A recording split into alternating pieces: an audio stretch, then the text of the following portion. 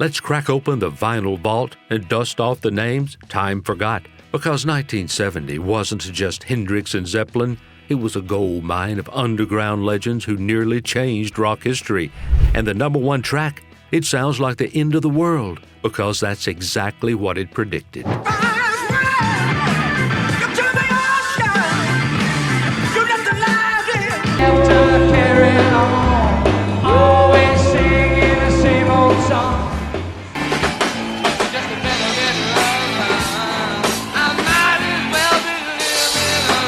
Number 15, Black Sheep of the Family by Quartermass.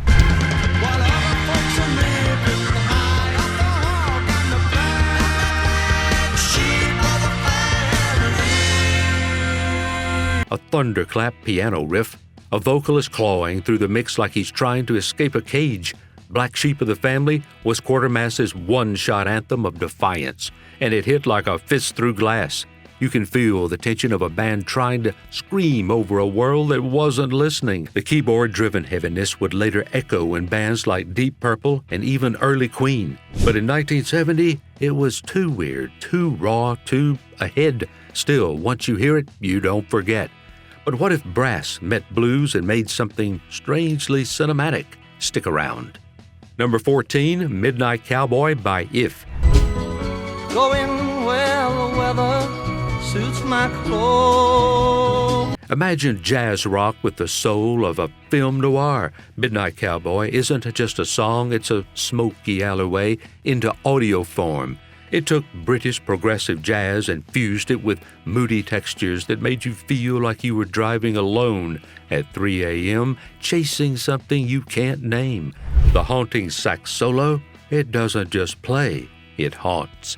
And though it had the talent and the vision, they stayed in the shadows while their peers took the spotlight. Next up is a band that thought bigger, much bigger. Their debut album practically screamed theater. Number 13, Time Machine by Beggars Opera. Besides, my time machine, where we can dream. If you've ever felt like rock should be operatic, really operatic, then Time Machine is your time capsule. Beggars Opera unleashed a whirlwind of synth, galloping drums, and theatrical vocals that wouldn't feel out of place on a prog metal stage today. They were flamboyant, without apology, and the Time Machine stood as a proto-Rush, proto-Muse spectacle before any of those bands had a name. The only thing it lacked? Airplay. But next, let's take a ride down a dirtier, swampier back road where whiskey flows and guitars bleed. Number 12, Whiskey Train by Procol Harum. Ride that whiskey train. Ain't gonna burn up no more flame. You know them for A Whiter Shade of Pale, but this cut, it's a gut punch from another galaxy. Whiskey Train is blues rock soaked in sweat and distortion, with Robin Trower's guitar howling like it's chasing freedom. It was a total sonic left turn, and while it alienated some fans, it revealed the real teeth behind the band. This wasn't ballroom nostalgia. This was Southern grit, filtered through British fingers. If you liked that grit, wait till you meet the next band. They didn't just bring the heat, they punched it through a wall. Number 11, The Mexican by Babe Ruth.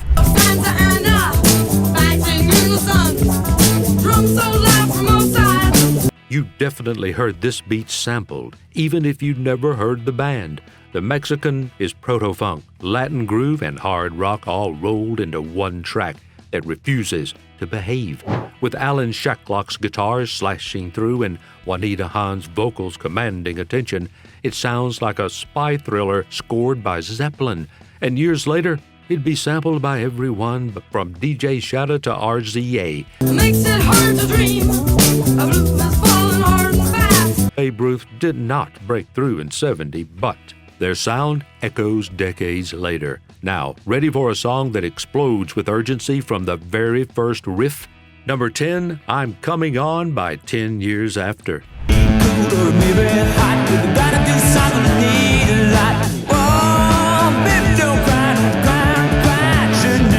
This is where blues, speed, and pure desperation collide. I'm Coming On is Alvin Lee in full beast mode, channeling Hendrix-level fury into a solo that feels like it's tearing through time itself. Coming off their Woodstock fame 10 years after, had one foot in the mainstream, but this track was too raw, too fast, too furious to chart. And that's what made it special. It's rock on the edge of panic. Next, we enter darker territory where the organ isn't just background, it's doom incarnate.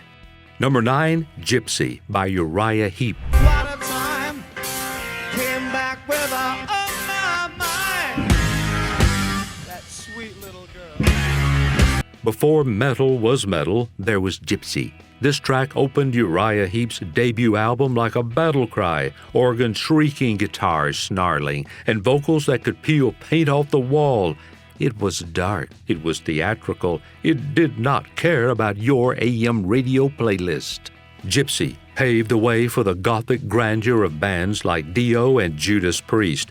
But back in 1970, critics didn't know what to make of it. Too heavy for rock, too melodic for metal. It lived in the in-between. Think that's intense? Wait till you hear what comes next. A song literally titled after death. Number 8, Death Walks Behind You by Atomic Rooster.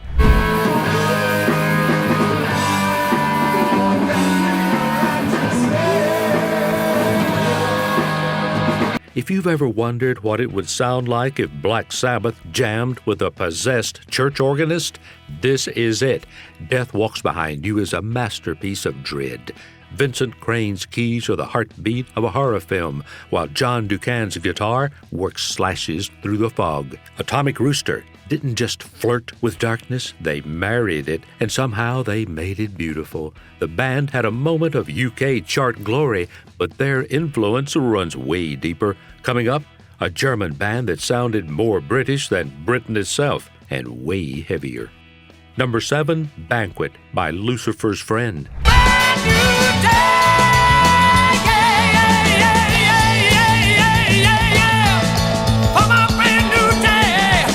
Lucifer's Friend, yes, that's their real name, and no, they didn't come to play nice. Banquet is prog metal before that term even existed. Imagine Deep Purple with a jazz fixation and a sci-fi obsession, and you're halfway there with horns, tempo shifts, and a soaring vocal from John Lawton, who'd later join Uriah Heap. They were German, but their sound was universal, just too complex for mainstream radio. If that felt cosmic, let's ground it in the blues again, real blues with soul and snarl. Number 6, Going Down by Chicken Shack.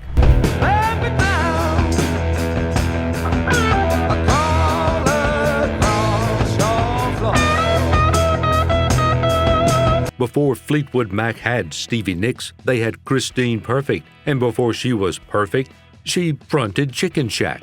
Going Down is gritty British blues done right. No gloss, no gimmicks, just that Hammond B3 organ grinding alongside wailing guitars. The song's not flashy, it's felt. It bleeds the kind of heartbreak you sip whiskey to. Chicken Shack were blues purists in a world chasing prog, and that made them outsiders. But listen closely and you'll hear the roots of something deeper. Next, it's a band that burned hot, fast, and maybe a little too bright.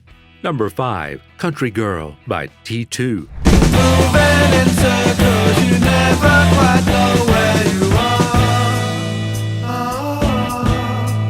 T2's Country Girl starts like a whisper and ends like a storm, a true power trio that made a sound big enough for stadiums, but never played them. This track is a blend of acoustic melancholy and thunderous riffs, like a British version of Cream with a post-apocalyptic edge.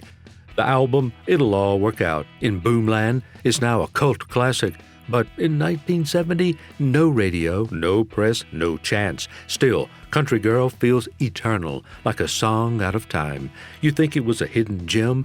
Wait until you hear the track hidden inside a record that barely got pressed. Want more songs like these in your life? Hit that subscribe button right now so you never miss a drop from music history's forgotten corners.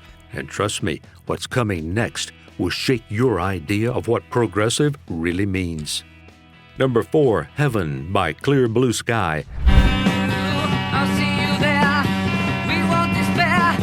I know it's in the name of my heaven, the golden sun. Heaven feels like floating through smoke and lightning at the same time. Clear Blue Sky were just teenagers when they recorded this. Teenagers, but their sound was already touching the divine. Long before stoner rock was a thing, they were layering fuzz-drenched guitars with epic tempo shifts and surreal textures. Heaven isn't a song, it's a journey.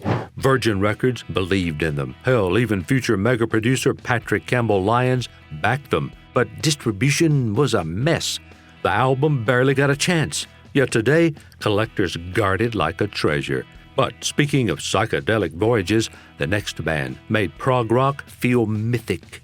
Number 3, Magic Garden by Andromeda. Andromeda's Magic Garden is exactly what it sounds like, a wild, unpredictable dream of a track, blooming with riffs and dissolving with interkaleidoscope chaos. This was hard rock with one eye on the cosmos and the other on mythology. John Ducan, yes, again, dude was everywhere, leads the charge with guitar work that feels like it's building castles in the sky.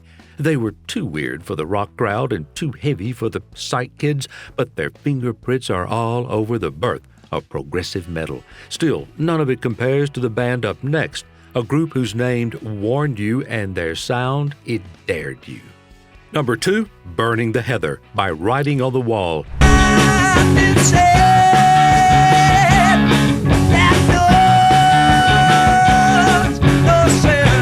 The name, Writing on the Wall, already told you everything.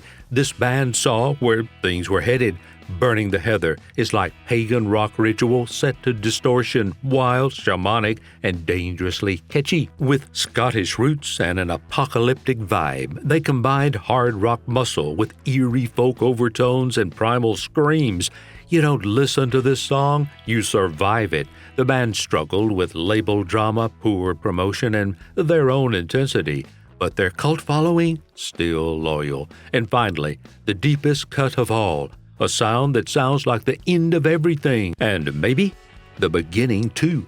Number 1, The World Will End Yesterday by the Heads of the Family.